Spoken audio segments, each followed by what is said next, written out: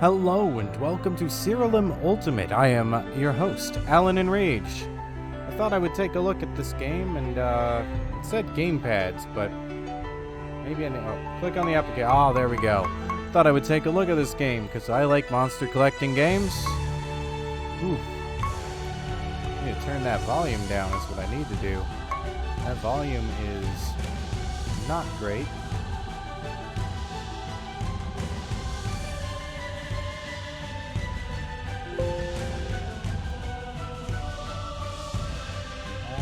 We have that going on, so hopefully that helps. If not, let me know in the comments, and I'll be like, oh no, I'm a failure as a content creator. Let's start a new game. So from what I can tell, it's this cool-ass pixel monster collecting game with some Diablo-esque elements. At last I found you. Do not be alarmed. This is merely a dream. You are the monarch of Siralim, yes? You try to say yes, but this happens to be one of those dreams where you can't speak. You also try to nod your head. You can't move either. In fact, all you can really do is think about how full your bladder is right now. What an unusual, thing to think about. Phew, that's a relief. Imagine how amateurish I'd seem if I had invaded the wrong dream. And don't worry. Despite your sleep paralysis, I can read your thoughts just fine, so we can communicate that way. Now then, what should I call you? Okay, oh goodness. Didn't like any of that. We'll be Allan Enraged. Seems like a pretty, it's a decent name. I've been known to dabble with that name before. Allan Enraged, you say? A fine name indeed. You can call me Caliban, by the way. I knew that by the fact that it says Caliban above your name. Maybe if you didn't want me to know that, you should have put question marks there until you told me. But currently I already know this. I do. You might think of me as a ghost, or a phantasm, or something like that. In other words, I don't exist in the real world. I have another question for you. What is your specialization? Oh boy. Oh, that's a lot of things. Well, I guess we're gonna read them all. There's a fine line between genius and insanity. It's difficult to say on what side of that line animators reside. These fanatical magi spend their days perfecting their animatus creations, unique creatures that grow more powerful as their masters' dark experiments unveil new opportunities. I don't know if I'm gonna read their description every time. Let's just read their playstyle. As an animator, you will always have a unique creature in your party called an animatus. Your entire battle strategy will likely focus on this creature. You can empower your animatus and even use your other creatures to make it stronger. I don't think that's my style. Let's check the next one. As a Kabbalist, you'll enable your creatures to cast spells that they normally wouldn't have access to. While other people's creatures might run out of spell gem charges, you'll be able to keep your creatures well stocked with fresh spell gems at the start of every battle. That seems pretty cool. Oh, and the starting creature is a Jinn Dreamweaver. What is this? The Animatus. I knew that. I just didn't know what it looked like. It's a bulky square dude. This is like a genie. That's pretty cool. I don't know if this playstyle's my type, but the starting creature is definitely cool enough. Cleric. As a cleric, you'll specialize in healing abilities as well as buffing, resurrection, stat boosting effects, and providing your creatures with protective barriers. Creatures will be extremely difficult to kill. I'm not a huge fan of like the Healy Boy playstyle. The unicorn's kind of cool. I wish he was in yellow. It just makes me think that they just took the exact same shade and was just like, all right, next. Oh man, I forgot to change the color. Let's give it some blue stuff and yeah. All right. Defiler. As a Defiler, you'll specialize in debuffs and stat reducing effects. Enemies will be so weak that your party will be able to easily pick them off, even if they were originally much more powerful than your creatures. Dread Spectre. Carrying a baby. Yeah, this one sounds pretty good. This is pretty high up there in the what I want to play category. Druid. As a druid, you'll probably only want to have 1 or up to 3 later on creatures in your party. Your creatures will gain massive benefits for being part of a smaller party. With the wall giant, I don't know if small party would be my thing, but I guess it'd be less like micromanagement. So maybe I'll give this like a 6 out of 10 so far. Well, the cleric was like 2, Cabalist was like 5, Animatus was like 4, Defiler being like, I'd say a good 8 or 9. So let's check out Evoker. Ooh, with the spider occultist, that caught my eye immediately. Like looking really cool color palette, cool style. I don't see what the spider part is. As an evoker, you'll improve your creature's spellcasting capabilities. Your creatures will be able to cast the same spell multiple times in one turn, and these spells will be much stronger than if they had cast them without your guidance. Okay, this is pretty cool. I'd say it's right now tied with Defiler for like 8 out of 10. Hell Knight. As Hell Knight, you'll favor creatures that specialize in attacking. Hell Knights grant their creatures increased critical damage and cause a variety of effects to occur when they attack. Hell Knights are surprisingly adept at spellcasting at a pinch as well, and he's a Machoke with swords. Or sides? He's got 2 sides and a couple punchy arms, and Asura Heartripper. Like 5. Like 5. Inquisitor. You'll have a solution at your disposal for every problem you encounter. In addition, Inquisitors are able to use healing effects for offensive purposes. For example, when your creatures heal enemies, they instead cause damage to them. Valkyrie Scout. 4 out of 10. Yeah. As a monk, you'll boost your creature's chance to dodge attacks and spells. When your creatures dodge, they'll unleash a devastating counterattack on the enemy. And the summer aspect. Okay, so this would have been like us 8. Creatures, I think he's a little lame, so I think it drops it down to like a 7.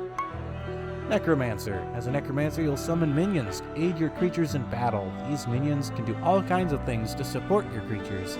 They can cause damage, boost your creature's stats, debuff enemies, and much more with a Dreadhound. Dreadhound is pretty cool. Summon minions to aid your creatures. I don't even know how that works. Like, you have your creatures, and then you summon more creatures? Yada yada. Alright, like 7. Like a 7. As Paladin, your creatures will be able to endure even the most powerful of attacks. Each time your creatures take damage, they'll also damage their enemies. The Blood Crusader. This one's pretty sweet. I'd say 7. As a Reaver, your creatures will gain massive benefits in combat as battles continue to drag on.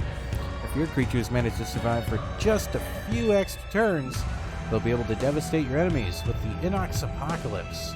It's pretty cool. I don't know how I feel about battles that drag on. I like things to kind of be over fast, so yeah, like, it would have been a 6, but the Apocalypse dude is pretty cool, so bump that up to 7. Sorcerer.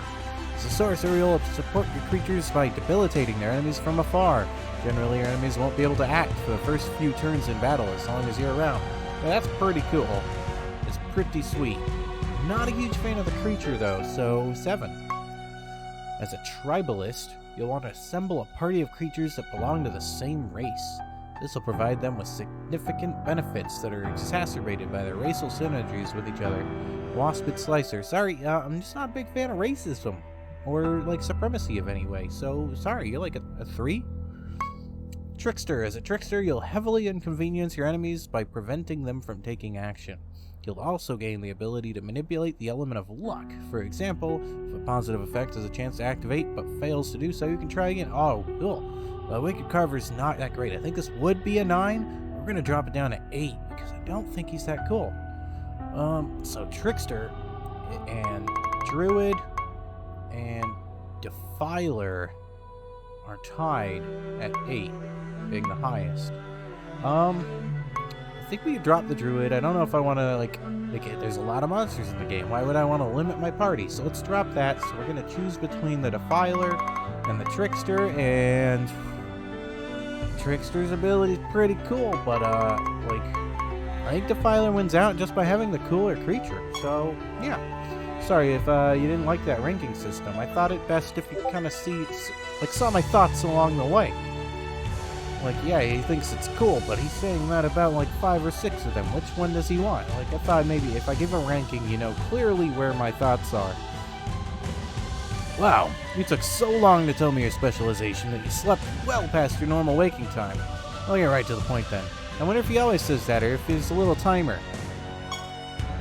You know of the Kingdom of Nex, correct? You try to say yes, of course. I know of Nex, they're the most trusted ally, and we often trade jarred goods with each other, but you're still unable to speak. Also, your bladder is about to burst. What's up with this bladder stuff? Like, bro, can you not, sleep without pissing your pants? I figured as much. Well, I have a bit of bad news. King of Nex is up to no good. I recently discovered that he managed to get his hands on the ultimate nether orb, a powerful relic that can be used to bend the gods to its user's will. I fear that he will use this orb to take control of the entire world of Rhodia. You try to snort and ask Caliban how he could possibly know of the ultimate nether orb's whereabouts, much less the King of Nex's ambitions. But alas, your attempt is futile, and to make matters worse, the pelvic region feels as if it's on fire. Man, every line about me talking has been about my bladder.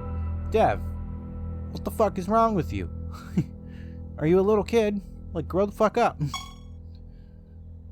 I am confident in my accusations. I have observed his dreams and have seen what he plans to do after his Magi have fully charged the orb. His future actions do not bode well for Rhodia.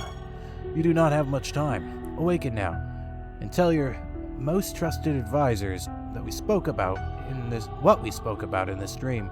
Formulate a strategy to infiltrate Nex and steal the ultimate nether orb so that it will not be used for ill purposes.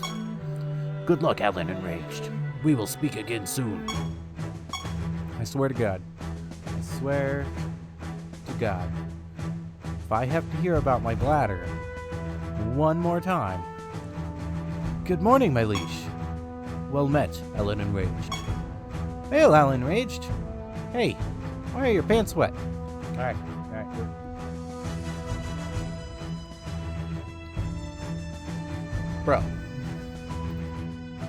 Bro, Mr.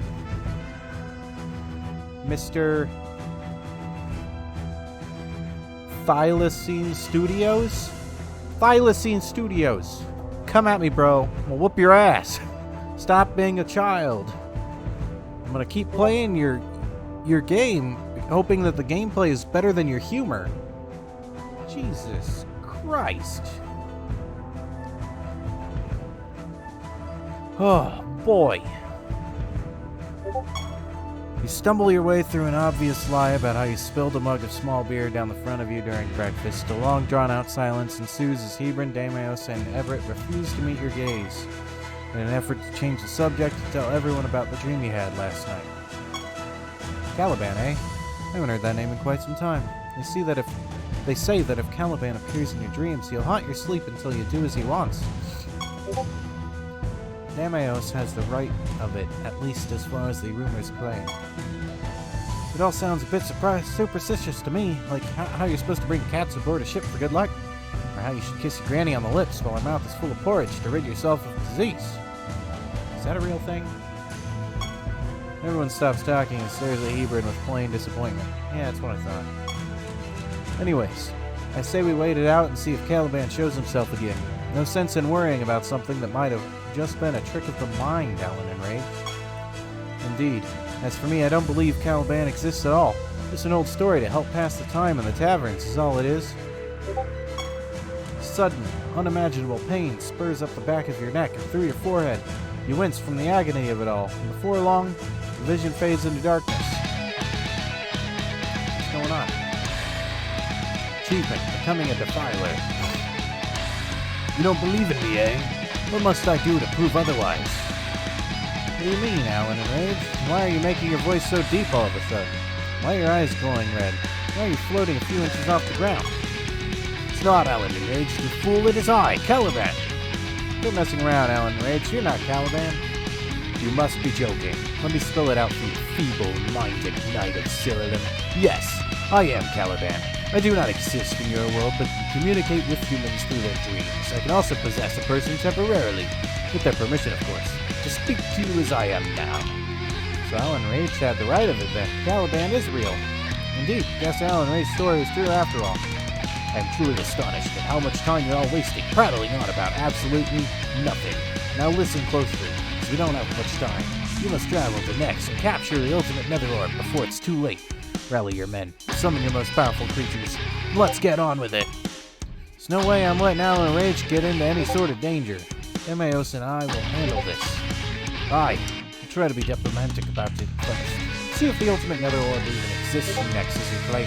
Then see about taking it somewhere safe. Come, Hebron, we shall take our leave immediately. Everett, while we are away, work with Allan Enraged to warn the other gods about Nex's ambitions and try to rally them to our cause. If our visit to Nex doesn't go according to plan, we'll need all the help we can get.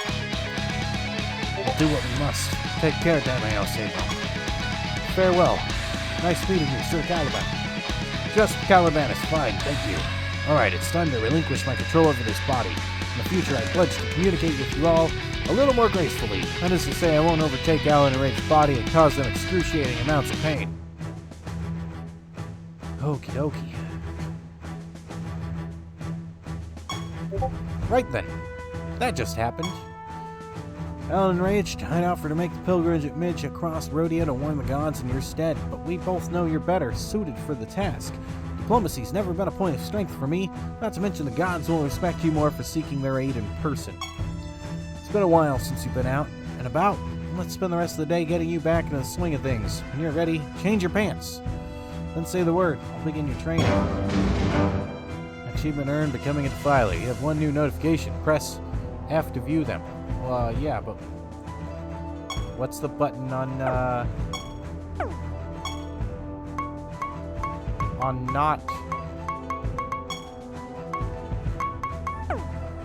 not keyboard?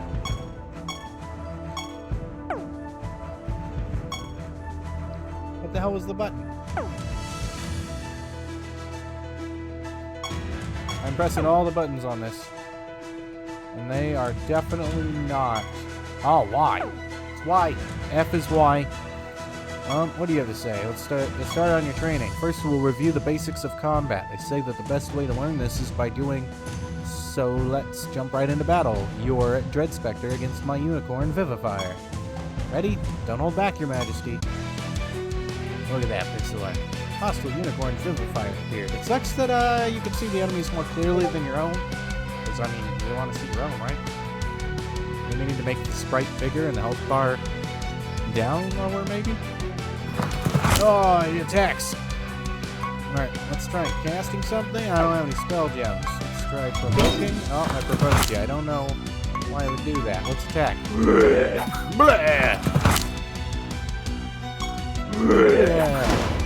Ooh, I killed him. He's dead. You and your creatures are victorious. Okay, we got 3,000 chicken nuggets. We got 90 chicken nuggets, 95 meth crystals, 99 bottles of soap, 86 erasers, and 92 squiggle lightnings. Well done. That battle was fairly straightforward since both of us have only one creature. Later you'll be able to take up to 6 creatures with you on your journey, and you'll fight up to 6 enemies at a time as well. After you defeat an enemy, you'll gain some of that creature's mana. After you gain enough of that same type of creature's mana, you'll be able to summon that creature and use it in battle. Since you defeated my creature, you have enough mana to summon your very own Unicorn Vivifier now. Cool, I'm glad I didn't start with the Unicorn Vivifier, since I get one for free. Maybe it would have been something else. Head eastward to the Summoning Brazier and summon... Brazier? Brazier? Brazier sounds like a bra. Brazier. I don't know. Pronounce that in the comments. Summon a new Unicorn Vivifier. Alright. Where does he want it done? Here, maybe? Oh, yeah, here. Cool. After this creature attacks, it resurrects a random ally with 50% health. That's cool. That's cool. Summon that. Cool, I got a unicorn. It is different than the other unicorns, so maybe that's what's up. So maybe if you start with the unicorn, you could have 2 unicorns. And that, that'd be kind of cool, having double unicorn. But maybe it shows a different creature. Who knows? 2 new guys. Summon, ready, blah, blah, blah. Knowledge increased unicorn, rank F. Okay, what does this say? Ah, it's credits. I was like, what am I looking at? I want to see design, special design, additional support.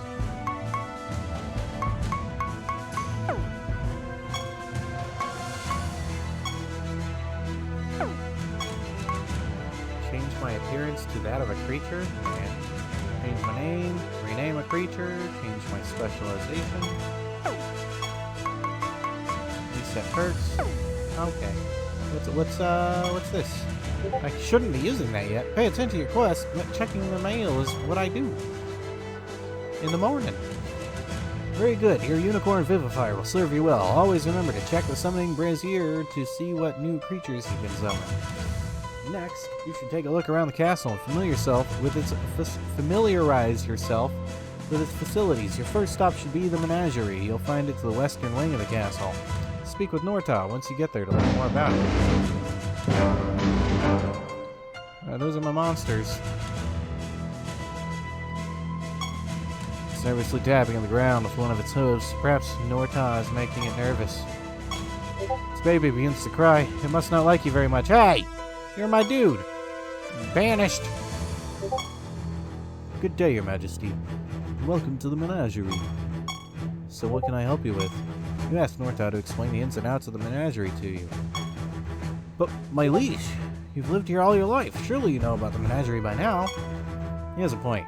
But you know what? This is your kingdom. You'll be damned if anyone is going to make a fool out of you for asking ridiculous questions. My apologies, Your Majesty. I forget myself. I would be more than happy to explain the menagerie to you. At the menagerie, we'll take care of your creatures for you while you're on your journey. You can only have up to 6 creatures in your party at a time, so you can leave any extras here, and we will ensure that they're kept in tip-top shape. That is to say, we'll make sure they don't die of starvation or severe dehydration. You can return to the menagerie at any time to swap out a creature from your party if you'd rather take another one with you instead. That's all there is to it. Whenever you summon a new creature, be sure to visit the menagerie to configure your party. Farewell. Alright, is it back and forth? Okie dokie. Let's go back. Welcome back, Allan Enraged. I hope you enjoyed your stroll around the menagerie. Yeah, it was quite pleasant. Next, you should visit Saban the Blacksmith. He will teach you how to forge and equip your creatures with artifacts. Afterwards, speak with Rhea, the Enchantress. She will teach you how to craft spell gems for your creatures to use in battle. Where's that? Blacksmith. Hail, Your Majesty. What can I do for you today? No, don't say it. I can tell by the look in your eye that you're here to forge an artifact for one of your creatures. You're taken aback by the fact that Saban thinks himself clever for knowing you're here to make use of his only function. Oh, no. Oh, I can also tell by the look in your eye that you think I can only forge artifacts. Well, that was creepy. The look in your eye says it all. You think I'm creepy. No worries, I have thick skin. The truth of the matter is that there's been plenty more to be done to an artifact after it's been forged, but let's not get ahead of ourselves. First, I'll explain what artifacts are. Each of your creatures can equip an artifact. Artifacts come in 5 different varieties: swords, shields, staves, boots, and helmets. The type of artifact determines the primary stat that it boosts. That's just called equipment. For example, swords give you a boost to attack. Well, that seems obvious. While boots increase creature speed. This game's really teaching me things. To create an artifact, speak with me and choose Forge. Give it a try right now.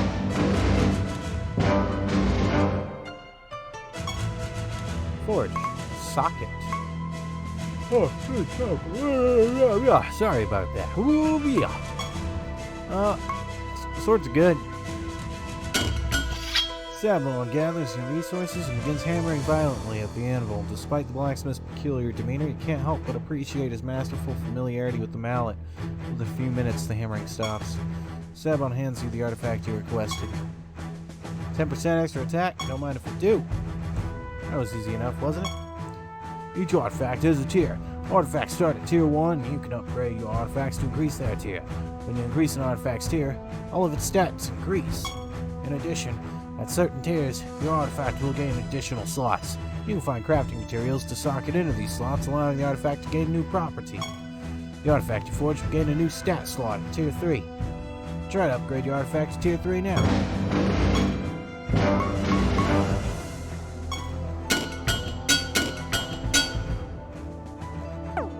That seemed easy. Perfect. Did you notice your artifact stats increase each time you upgraded it? Minusculely. Very minusculely. As I mentioned before, your artifact also gained a new club stat slot since it reached tier 3. Next, take these crafting materials and use them to socket your artifact. This will add an additional property to it. Hey, talking like that makes me tired. Holy crap. Ooh. Oh, let's stop that. Amber. Red amber times 5. Socket an artifact's club stat slot with this item to gain this property. Attack. You need 5 of these materials to use them for socketing. Alright, I did it. I pressed the A button. I had to look like, how does a controller work? Socket your sword.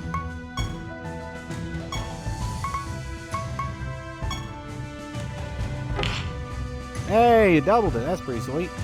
Very good. As you continue to upgrade your artifacts, you'll unlock new slots. Some slots are much more interesting than club stat slots and allow your creatures to do all kinds of crazy things in battle. That's a discussion for another time.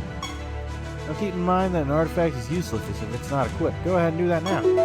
You should equip your Dread Spectre with the sword you just forged. Press Q, or also known as who the hell knows what button, on the controller. Then choose the creatures and select your Dread Spectre. Then select Equip Artifact. Choose the sword and press Q a few more times to close the menu. Oh boy. That's a lot of steps to equip the sword. Alright, let's try this button. This button. And then, I already forgot, like, what I was supposed to be doing. Equip Artifact, sword. Alright, now I'm going to try B. The Codex is a vital something. Oh, I could tell by the look in your eye that you're eager to meet with Rhea next. She'll explain all you need to know about spell gems. You'll find her in the neighboring room. Good luck. Must really like green. My guys are very green. Good day to you, Your Majesty. Are you ready to learn about spell gems? Your creatures can equip spell gems, which allow them to cast spells in battle. Each spell gem allows you to cast a different spell. For example, the spell gem of Fireball enables a creature to cast the Fireball spell. Each spell gem has a certain number of charges. Each time a creature casts a spell, a charge is removed from that spell gem. If a spell gem runs out of charges, creatures won't be able to use that spell gem until it is recharged. But don't worry, all your spell gems will be recharged automatically when you return to Siralim. Let's start by creating a new spell gem. Speak with me and choose Craft, then create a spell gem. Ooh, okay. Target takes a moderate amount of damage, plus 100% more damage for each enemy of the same race fighting on the target side. Weird. Target takes a moderate amount of damage and is afflicted with sleeping. Ooh, I like that. I like that. Your creatures gain leeching. I like the sleepy one. Nightmare. It also kind of works with my scary dude. You receive Nightmare. Very good. Next, you should equip that spell gem to your Dread Spectre. Equipping spell gems works very similar to equipping artifacts. Press a bunch of buttons that we're not going to tell you about. Then do stuff. Creatures can only equip spell gems that match their own class. You can only equip spell gems while you're in your castle. That's the wrong button. Creatures. Manage spell gems. Empty slot. Nightmare. Cool. Now your creature can cast a spell in battle. Oh, she's saying stuff. Take care. I'll talk to you later. Well armed. Completed. All worth work and no play. Get one new notification. Press Y. Inscription prescription. I see your creatures are properly equipped with artifacts and spell gems now. Very good. You are now ready to venture outside these castle walls and earn the favor of the gods. You should rest for the remainder of the day. Demeos and Hebron should return from their journey early tomorrow morning, and you'll need to speak with them before you depart. After a busy day of learning extremely basic things, you head off to bed. You fall asleep. You begin to snore. Louder. And louder yet. Drool begins to drip down the corner of your mouth. The drool continues to pour freely. Your snoring intensifies. Your drooling intensifies. There's so much drool that you're sure to wake up with a bunch of sour-smelling crust caked to the side of your face. What's wrong with your drool that happens? That doesn't happen to drool. Drool doesn't solidify. You wake for a brief moment to flip your pillow upside down. It's nice and cool now. You can get behind that. Drift back to sleep. Allan Enraged, wake up! Deimos and Hebron have returned. Damn. Ah, Hebron and Deimos. It's good to see the two of you return safely. What happened? Did you find the ultimate nether orb? Yes, as Caliban claimed, we found the ultimate nether orb in Nex, and as planned, we tried to negotiate with Lucius to see if we could come to some understanding. And? We were met with staunch resistance. Lucius destroyed most of our army all by himself. When Deimos and I had finally cornered him, the gods intervened. We nearly lost our lives before we managed to escape. I fear that Lucius already holds influence over many of the gods. They are not, after all, normally prone to physical intervention with the affairs of humans. I see. Then perhaps we should petition the gods and explain what is at stake for our world. Surely they will come to their senses and see our side of things. Perhaps they'll even aid us in obtaining the ultimate nether orb. It's a good plan, but that's not our only problem now. Before we fled, Lucius vanished, and he took the ultimate nether orb with him. We have no idea where he went, but it's safe to say that he won't be returning to Nex anytime soon for fear of us launching a follow-up attack. Indeed. Now where do we go from here? Hebron and I will search for Lucius. In the meantime, Allan Enraged, I believe you should move forward with our original plan to petition the gods and ask for their help. You should first visit the Blood Grove. Apocrynox is the god of that realm. He is a master tracker, and his expertise will prove invaluable in helping us find the ultimate nether orb. It is an excellent idea indeed. Allan Enraged, make haste to the Blood Grove. Let's see if you can sway Apocrynox to our side. Agreed. It's a sound plan. Good luck, Allan Enraged. Deimos and I will begin our search in other realms so that we don't put all our eggs in one nest, so to speak. Aye. Farewell, Allan Enraged and Everett.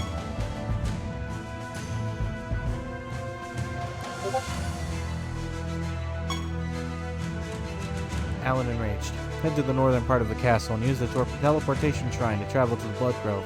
Once you arrive, seek out Apocrynox's altar and commune with it to speak with him. Good luck, Allan Enraged. I will see to our castle's defenses while you are away. You can count on me. Alright, can I read the mail now? Shouldn't be using this way. Ah! I can't check my mail. Okay, choose a realm depth, select your digit with buttons. Change the selected digit with buttons. The higher your realm depth, the better your rewards. Looks like I can only do one. One in the Blood Grove. Whoa. Whoa. We don't know the creatures. We don't know no properties. Hey, I saw a Vigar. You just received a realm quest. You'll receive one at the start of each realm. These are short, bite-sized quests that must be completed before you can proceed to the next realm. After you complete a realm quest, you'll receive a reward. And then you'll be able to use that realm's teleportation shrine to either travel to a new realm or return to your kingdom. When you complete a realm quest at the highest realm depth you've ever visited, you'll also receive perk points that can be used to unlock perks for your specialization. That's cool. Hey, this looks pretty good looking. Let's go see the statue thingy. You approach the altar depicting Apocrynox, god of the hunt. The altar is beautifully carved and seems eerily realistic in its appearance. It is pretty beautiful. You can't help but desire to touch it. Slowly, you extend your hand toward the altar, all but mesmerized by its beauty. Who goes there? You nearly soiled yourself from startlement.